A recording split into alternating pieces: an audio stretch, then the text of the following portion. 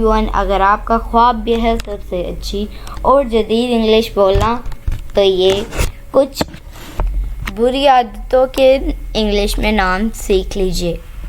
दोस्तों, वीडियो को एंड तक जरूर देखिएगा। वीडियो पसंद आए तो इसे लाइक शेयर ज़रूर कीजिएगा और हमारे चैनल इब्राहिम टीवी इंग्लिश को भी सब्सक्राइब कर लीजिएगा इसी तरह की मज़ीद इंग्लिश वीडियोस के लिए। तो चलिए शुरू करते हैं अपना आज का लेसन। बुरी आदत की इंग्लिश वर्ड्स, मीनिंग्स।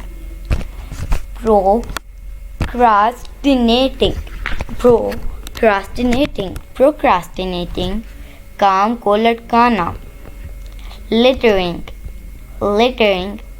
जगह जगह कचरा फेंकना।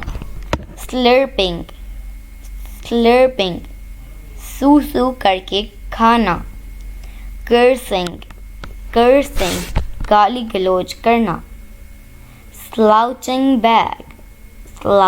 बैग लटक कर बैठना। पिकिंग नोज नाक का मैल निकालना। ट्विलिंग हेयर्स बालों के साथ खेलना। क्रैकिंग नकल्स उंगलियां चटकाना। स्नोरिंग खराटे लेना।